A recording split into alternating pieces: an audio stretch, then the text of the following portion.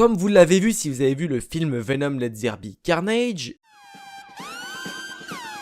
Oui, d'ailleurs, si vous ne voulez pas être spoilé du film ou juste de la scène post-crédit, eh bien partez en courant en fait, très vite, et revenez quand vous serez prêt. Pour les autres, installez-vous confortablement, un petit like à cette vidéo si le sujet vous intéresse, et en commentaire, on n'hésite pas à donner votre version à vous des faits. Donc pour les personnes qui ont vu le film entièrement, vous savez donc que nous allons parler des événements de la scène post-crédit du film Venom Let There Be Carnage. Certainement d'ailleurs la meilleure séquence du film, ce qui n'est d'ailleurs pas très compliqué vu le film que nous avons eu. D'ailleurs j'en profite pour placer une petite promotion, mais ma vidéo critique concernant le film Venom 2 est disponible sur la chaîne, donc n'hésitez pas à aller la voir. Remettons donc un peu de contexte à tout cela. Le film Venom 2 se passe, Venom arrive à vaincre le grand, entre guillemets bien sûr, Carnage, et ensuite on retrouve un superbement long générique, on patiente, et donc nous tombons sur cette fameuse scène post-crédit. On y voit Eddie dans son Airbnb, et là Venom souhaite expliquer à Eddie d'où viennent les symbiotes, ou grosso modo l'histoire du symbiote. Et là, bam!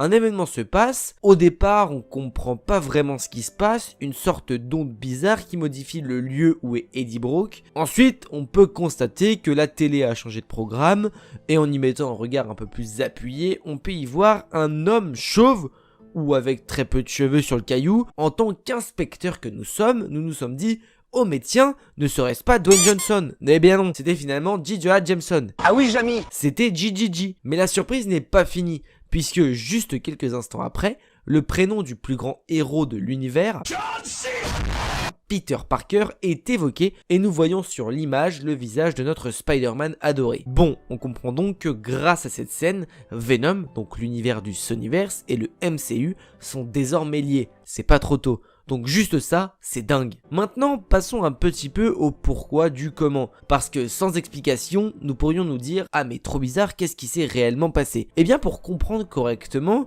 il faut que vous ayez vu le premier trailer concernant Spider-Man No Way Home. En effet, dans le film, on comprend que Spider-Man va chercher une solution pour que les gens oublient qui il est vraiment, parce que c'est absolument invivable pour lui. Cette solution, eh bien figurez-vous qu'elle s'appelle Stephen Strange. Dans le trailer, on voit donc Peter aller demander de l'aide au Docteur Strange. Strange lui souhaite l'aider, mais pour faire oublier tout cela à la population, il doit utiliser un sort assez dangereux et compliqué à réaliser. Dans le trailer, on aperçoit que tout ne se passe pas vraiment comme prévu, et que le sort de Strange est saboté par Peter lui-même en voulant poser de simples questions au même moment, ce qui crée donc une brèche dans le multivers. Maintenant, relions ces deux événements ensemble. D'un côté, dans Venom 2, un mystérieux événement alterne la réalité d'Eddie avec une sorte de rafale d'énergie, et de l'autre, donc dans le trailer de No Way Home, c'est là que l'énergie est déversée lorsque Strange loupe son sort. Ça y est, vous avez compris là où je veux en venir. Ce qui fait donc que le moment où Strange a utilisé son sort et qu'il s'est loupé est donc le moment où il arrive à ouvrir et modifier le multiverse. L'univers de Venom a été touché et Venom est donc arrivé dans l'univers du MCU et donc de Spider-Man. Ce qui veut dire qu'à partir du film de Spider-Man No Way Home, Venom sera présent dans l'univers du MCU. Ce qui sous-entend que nous aurions droit à enfin avoir un affrontement digne de ce nom entre Venom et Spider-Man. Affrontement, je m'avance peut-être un petit peu, mais en tout cas, nous aurions droit à une rencontre. Et on se doute bien que si cette scène post-générique a été faite, c'est pas juste pour faire joli. Et que si cela a été fait avant No Way Home, eh bien c'est en rapport avec les événements de No Way Home. C'est bien pour avoir un lien et une présence de la part d'Eddie dans le film. Mais alors, comment Venom pourrait-il intervenir? Et d'ailleurs, s'il intervient, serait-il là en tant que méchant principal, secondaire ou juste un teasing pour un potentiel futur film? C'est donc à ces questions que je vais essayer de répondre et d'apporter mes théories.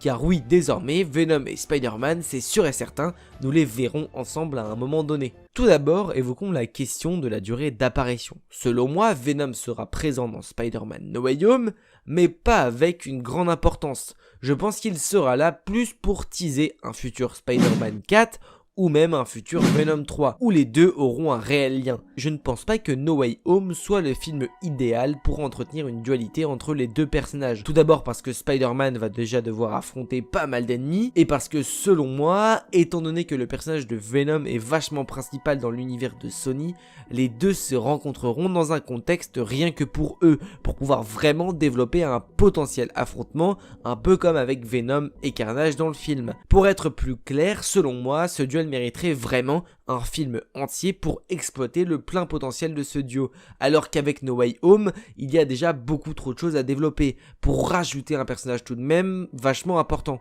Un peu comme l'a fait finalement Spider-Man 3. Donc selon moi, oui, Venom sera présent dans No Way Home, mais il sera là soit en scène post-crédit du film, soit en scène de fin de film, justement en mode teasing pour la suite. Maintenant, rien n'est impossible, peut-être que Marvel et Sony se sont mis d'accord et que de leur point de vue, Venom et Spider-Man ne méritent pas un développement particulier ou même plus ou moins long, et donc qu'ils le mettent dans la bande des Sinister Six, ce qui pourrait donner vie à la rumeur de ce personnage que l'on voit actuellement sur le trailer, eh bien c'est Venom et pas le lézard. Mais personnellement, je suis quasi sûr que ça ne se fera pas comme ça.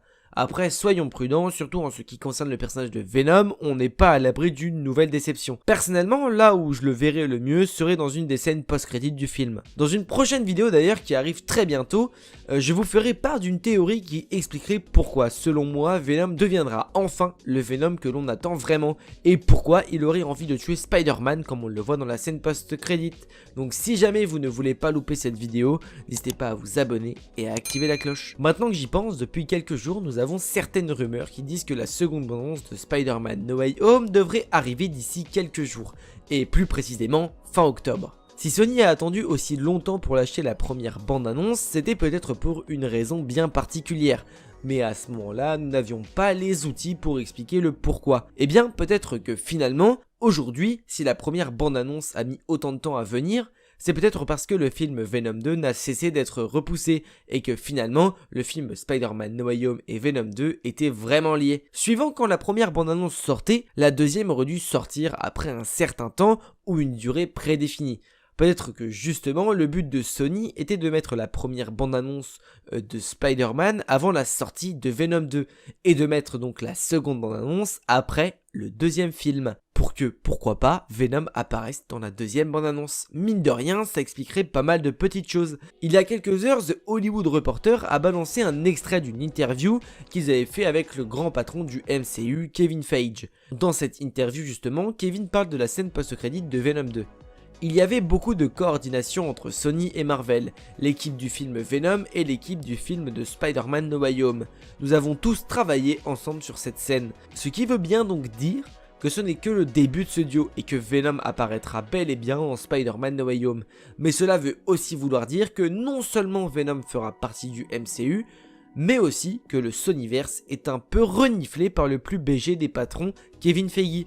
Ça peut promettre vraiment de choses très très belles, notamment avec l'arrivée du film Morbius, Kraven ou un potentiel film des Sinister Six. Mais bougez pas, une prochaine vidéo arrivera concernant ce sujet. Alors certes, le film Venom 2 n'est pas le meilleur film de la décennie, mais qu'est-ce qu'il fait du bien pour notre hype et notre envie de plus en plus grandissante de voir Spider-Man No Way Home. Maintenant, reste à voir ce qu'ils en feront, en espérant qu'ils ne feront pas un nouveau gâchis concernant le personnage de Venom.